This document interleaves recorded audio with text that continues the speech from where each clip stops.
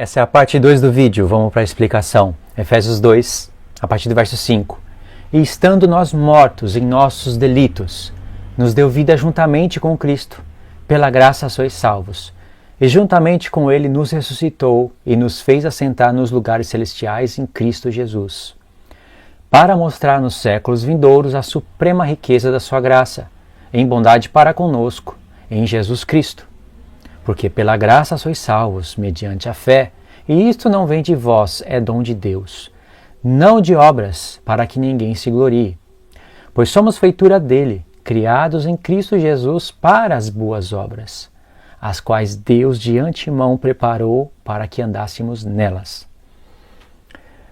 Aqui tem várias coisas que eu uso para combater, várias doutrinas terríveis, mas deixando isso um pouco de lado, no meu iPad já aparece aqui uma epígrafe bem grande, e não só no meu iPad, isso vai aparecer em várias bíblias, separando a ideia do verso 10 para o verso 11, desconectando.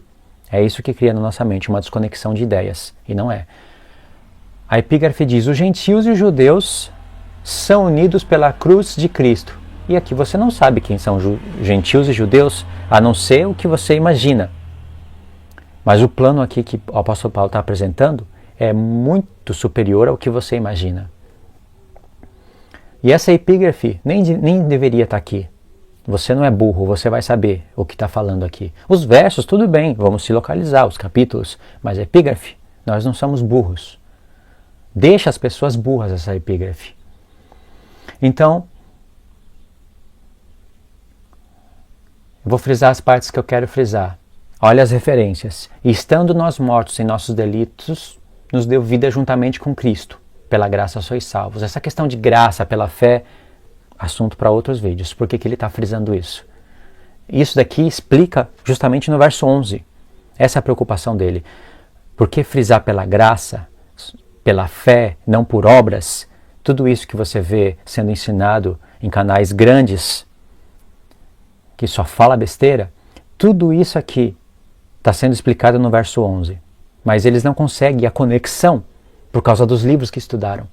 E por isso também não conseguem a revelação em contexto imediato e não conseguem a revelação do texto, que precisa do contexto geral, não só dessa carta, mas de outras e também de todo o contexto dos profetas. E é uma coisa tão linda, tão linda.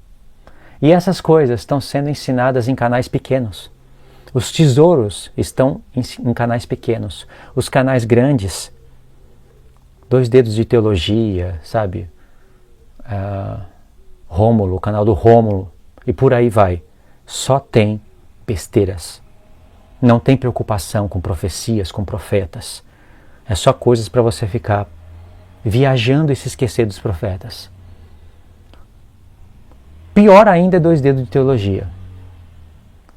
E esses são os canais que crescem. Por que eu falo isso? Porque é necessário falar isso. Não para engrandecer aqui esse canal ou qualquer outros canais. Mas eu vejo que esses tesouros estão sendo ensinados em canais por pessoas que não são guiadas por livros e nem por doutrinas de homens.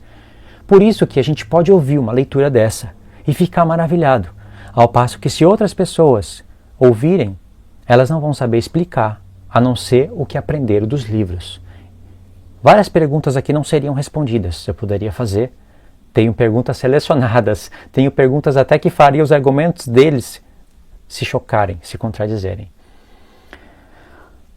Verso 11. Portanto, ele falou, salvo pela graça, etc. e tal, por obras, etc. Portanto, lembrai-vos que, outra hora, vós gentios na carne, chamados em circuncisão por aqueles que se intitulam circuncisos na carne por mãos humanas. A circuncisão era por mãos humanas, por mãos de homens, mas aqui Paulo está falando de algo superior. A circuncisão que é de Cristo, e ele fala isso em Romanos. Colossenses também.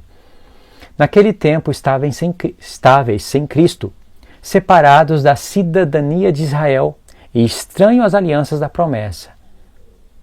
Se a gente estava separado de Cristo, estava separado de tudo isso que ele está falando. Mas se nós estamos em Cristo, nós não estamos separados da cidadania de Israel. Ele está falando aqui do Israel de Deus. E estranhos às alianças da promessa. Agora nós somos participantes dela.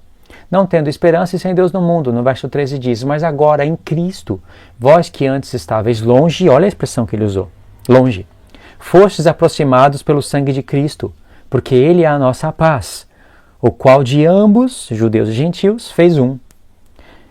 E derribando a parede, aqui a palavra no grego é muro, fica melhor. Derrubando o muro da separação que estava no meio, ele explica o que é o muro, a inimizade. Aboliu na sua carne a lei dos mandamentos na forma de ordenança. E essa é a inimizade que havia entre os judeus e gentios. Verso 14. Porque ele é a nossa paz, o qual de ambos, judeus e gentios, fez um, e derribando a parede da separação que estava no meio, dentre esses povos, isto é, a inimizade. Era inimizade. O muro que separava era inimizade. E o que é inimizade? Verso 15. Aboliu na sua carne a lei dos mandamentos na forma de ordenanças, para que dos dois criasse em si mesmo um novo homem, fazendo a paz. Pode ver que esse muro que eu estou explicando para vocês, que é a lei dos mandamentos que consistia em ordenanças, era o que dividia. Um pouquinho acima, um pouquinho atrás, ele falou, naquele tempo... Verso 11. Portanto, lembrai-vos que vós, outra hora, gentios na carne, eram chamados incircuncisão por aqueles que se denominavam circuncisos na carne por mãos humanas. Aqui está a inimizade. As leis do mandamento que consistiam em ordenanças, que eram sombras e falavam realidades futuras a respeito de Cristo e da igreja, que eles não entendiam. Aí, os judeus apontavam para os gentios e falavam, seus incircuncisos. Vocês são incircuncisos. Mas eles não falariam isso para qualquer povo, porque a função deles era chamar as pessoas para o Deus de Israel. A função deles era essa. Mas eles tinham um povo específico no qual eles tinham inimizade. Era muito conhecido isso aqui no Evangelho de João e até mesmo em outros evangelhos como os samaritanos. E Efraim está relacionado com Samaria. E Paulo está falando que eles eram acusados, seus incircuncisos, etc. e tal. Havia inimizade entre eles. Se lembra da mulher samaritana? E aqui, Paulo fala, aí Jesus veio e aboliu na sua carne isso. Porque na carne dele, ele cumpriu, ele foi a Páscoa, ele foi as primícias, ele é a circuncisão que ia ser dada pelo Espírito Santo após a fé. Ele cumpriu as coisas e está em cumprimento ainda. Então ele desfaz a inimizade que havia entre ambos os povos. Eu sei que talvez você não está entendendo tudo, mas se você conhece as duas casas de Rafa, você está entendendo. E nele, ele pegou ambos os povos, judeus e gentios, destruiu o muro que estava no meio e criou uma edificação. Ela criando uma edificação. Isso daqui é tremendo, eu não vou nem falar aqui nesse vídeo. Está relacionado com o vídeo antigo. Eu vou deixar na descrição também. O de Efésios capítulo 3, das dimensões, altura, largura e profundidade. O muro da cidade, que está lá a edificação de judeus e gentios, você vê aqui. Um muro separava judeus e gentios. Lá em Apocalipse tinha um muro. 12 pedras preciosas, 12 fundamentos, 12 portas, que são 12 pérolas. Muro de 144 côvados. Essa edificação une judeus e gentios. No final do capítulo 2 ele fala de uma edificação para a morada de Deus em espírito. Ele está falando da esposa. Uma edificação, um edifício. No capítulo 3 ele fala de dimensões. E lá em Apocalipse 21, Deus confirma tudo isso. Isso é tremendo, não é? Então, estou falando tudo isso para vocês visualizarem isso quando vocês estiverem ouvindo de novo. Então, essa é a inimizade que Jesus desfez. E a preocupação do apóstolo Paulo aqui era desconectar, desfazer, anular o judaísmo que atacou tanto a igreja dos Gálatas e levar as pessoas em paz, ambos os povos. A restauração de Israel, a restauração das 12 tribos começa na mente e levar eles unidos em paz para o Deus de Israel. Essa era a preocupação dele. Obras, essas coisas, era referente a obras da lei. e não ao que você tem ouvido nesses canais grandes. E aí, claro, a gente tem que entrar nas referências, que eu falei que Paulo citou aqui, e que abre um mundo, um universo de revelações. Aqui, no capítulo 2, Paulo está falando das 70 semanas e da última semana. Aqui no capítulo 2, ele está falando da esposa do Cordeiro, da Nova Jerusalém e das dimensões. Aliás, você entendendo isso que eu estou falando, você está vendo isso através de uma quarta dimensão. Eu já fiz vídeos falando disso, tá? Se você chegou aqui nesse vídeo e não viu, vou deixar os links na descrição. Aqui Paulo está falando tudo isso. Aí você pode perguntar onde, Luiz, que Paulo está falando tudo isso. Aqui, Paulo está falando de Efraim e Judá. Aqui, Paulo está falando das duas casas de Israel, mas não está escrito, Luiz. Eu creio no que está escrito. Se você crê no que está escrito, você vai crer nisso daqui. Porque nada precisa, muitas coisas não precisam estar escritas literalmente. Porque senão anula a programação de Deus, que foi o método um dos métodos de revelação dele. Em 2 Tessalonicenses capítulo 2, Paulo está falando do chifre pequeno. Faz referências até a Daniel 8, mas ele está falando do chifre pequeno de Daniel 7 também. Ele está falando da última semana, mas não está escrito. Em Apocalipse 13, está lá a besta, fazendo referência direto com Daniel 7, mas não está escrito chifre pequeno. João está falando do anticristo, é o chifre pequeno, mas não está escrito. Só porque não está escrito, nenhum deles estão falando do chifre pequeno. E eu poderia dar vários outros exemplos de palavras que não estão escritas, mas eles estão falando. E aí está a programação do Espírito Santo, que eu falei para vocês. Eles não combinaram para ocultar essas expressões. Vamos ocultar, vamos falar essas coisas através de outras.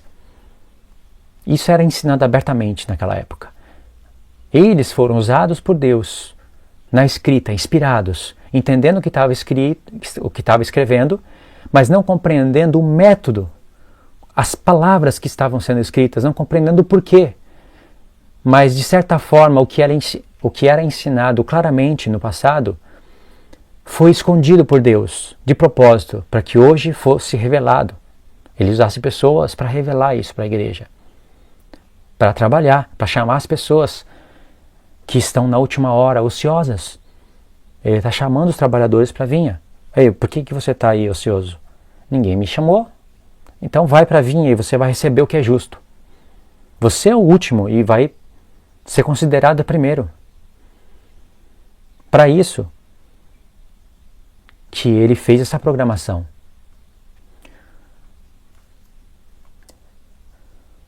Aí ele fala aqui, porque ele é a nossa paz, o qual de ambos fez um, e derribando a parede da separação que estava no meio, a inimizade, aboliu na sua carne a lei dos mandamentos na forma de ordenanças, para que dos dois criasse em si mesmo um novo homem, fazendo a paz, e reconciliando ambos em um só corpo com Deus, por intermédio da cruz, destruindo por ela a inimizade, porque pela cruz já começa o cumprimento da Páscoa.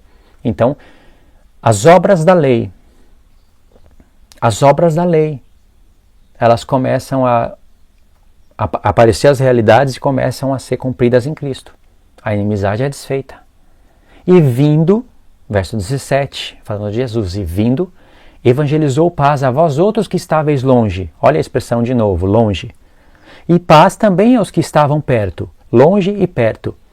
Quem são os que estavam longe? Antes de começar a ler, antes de continuar a ler. Os gentios estavam sem Deus, não podiam nem ter expiação pelos pecados, nem no modelo da antiga aliança. Estavam longe. E os que estavam perto? Os que estavam perto, vamos falar na parte 3 do vídeo, porque vai dar o tempo aqui.